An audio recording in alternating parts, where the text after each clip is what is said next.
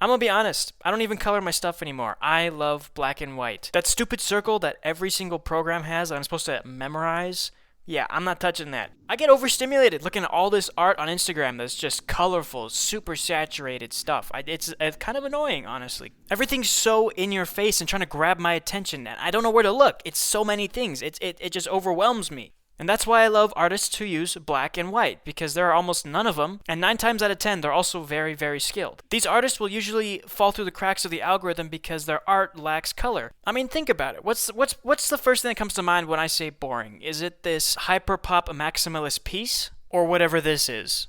You'd probably pick this one. But that's my point. Usually artists who leave out color are underappreciated. And that's why I'm making this video today, because there's a handful of artists that I really look up to, and they all stick to black and white, for the most part.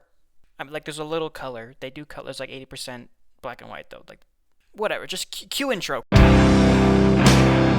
Would you consider yourself a punk? Do you listen to 2000s Australian garage rock? Do you think cigarettes are the coolest thing in the entire world and you wish you were smoking a pack of Camels right now? Well, boy howdy do I have something for you, because I just found this artist like a month ago and I am eating their stuff up. Seriously, look at their line art. It looks like spaghetti. This, folks, is mettaflix. Their artwork is probably some of the loudest I've ever seen, and I am here for it. It's gritty, bombastic, chaotic. It wants your brain to do all the work and figure out what exactly it is that you're looking at. Mettaflix has a really unique take on what a composition could be. I'm looking at this piece right now, and your eye is just ripped from the page and forced to look at this face. Like, it doesn't want to go anywhere else. Every time I look down at whatever these little goofy guys are, my eye keeps coming right back up to this face. I mean, there are, like, big black arrows pointing at it, but my point is that the most powerful thing in a composition is the human face, and your eyes are always going to be drawn to that.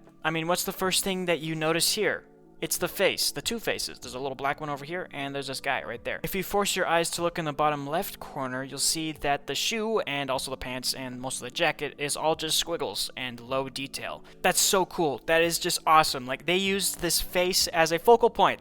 I think this is the coolest thing ever. Like, I get that this looks like an unfinished sketch, but come on, it's so cool. Like, even if it was finished, they do the same thing. They keep the bottom simple and the top super, super detailed, because that's where you're going to be looking. That's where the attention needs to go. Now looky here, they're even utilizing color into the composition, as well as leading lines, which are supporting the faces. It's not just the compositions that I find intriguing. I think their hatching style is also quite unique. Kind of reminds me of those wrinkles on raisins, or even wrinkles on our brain. I give it 1 Benjamin out of 10 Subarus. Your ideals will cost us everything.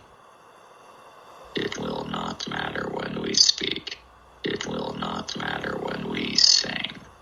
This is the only way in which it matters.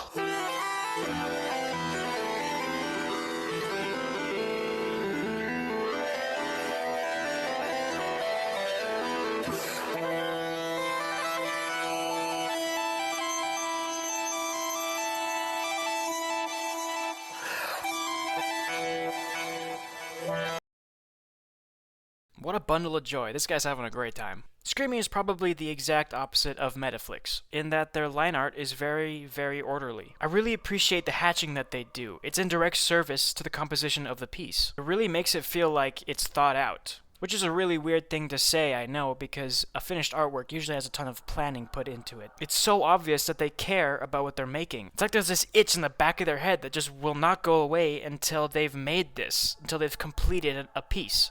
I sound like a broken record, but I'm going to keep coming back to this because it's my favorite thing ever. But the compositions, come on, these are so cool. Look at that big chunky cross. It's just a big black thing, and it's framing this little white negative space character thingy angel thing. What am I even looking at? This thing is so sick. I love it. And look at this dude. He's in the middle of nowhere with a bunch of these houses. It's very surreal, very bizarre. I love this. This makes me feel weird. Like how all the items are just laid out in this very uncomfortable arrangement. And don't get me started on these captions, because I do this. I feel so seen when they do this in their pieces. I do this exact thing. When I'm going through it and I draw something that's like super edgy and thoughtless on my end, I just draw this like little caption. And it means something to me. I'm not sure what this means to them, but it means something. But going back to the line work, It's all super uniform, which makes this image feel very quiet, or all the images. And that contributes to the eerie feeling that we're having when we look at these pieces. xreamy is also obsessed with symbolism. There's a deeper meaning behind just about every single one of these pieces. Or at least it looks like that, it feels like that to me.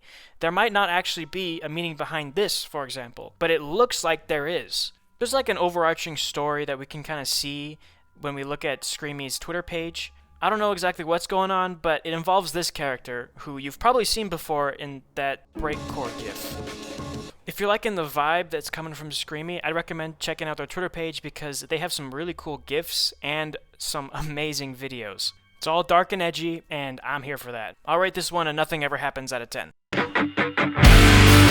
There are 3 things I'm a sucker for: lines, shapes, and muscles. Mr. Ryan Berry, otherwise known as 9 Monkeys, is the shape's chosen one. Look at this cyborg helmet. Everything I'm going to talk about right after this starts with this cyborg helmet. The neck area is crammed with detail, the folds of the fabric, and then whatever's happening with this mechanics. Our eyes are repulsed by this, in a good way. They're driven to the empty space of this helmet. It's so chewy. I could take a bite out of this thing. It's so squishy, and I love it. 9 Monkeys does an amazing job contrasting soft, organic shapes with hard and crunchy, inorganic ones. He loves drawing cyborgs so much that his style is literally just cyborgs. Organic fused with inorganic, creating the ultimate art style. And these shapes come from a knowledge of anatomy. He's practiced this. He's studied anatomy so much that his eyes were opened and he can see patterns. Let's switch over to the line work. Mr. Berry starts with a rough pencil sketch and then he just goes over it with a brush pen. Like it's the hand of God creating man, and then he's combining it with his hand of robots, creating a cyborg man. And like man, it is filled with millions of microscopic imperfections which contribute to the beauty of the piece.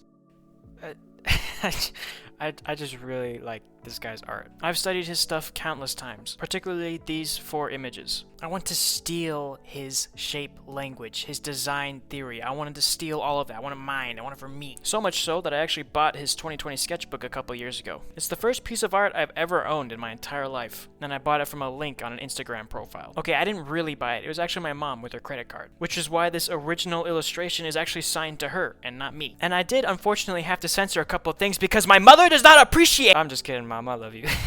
Thank you for buying it for me. He gets 5 JD Vances out of 5.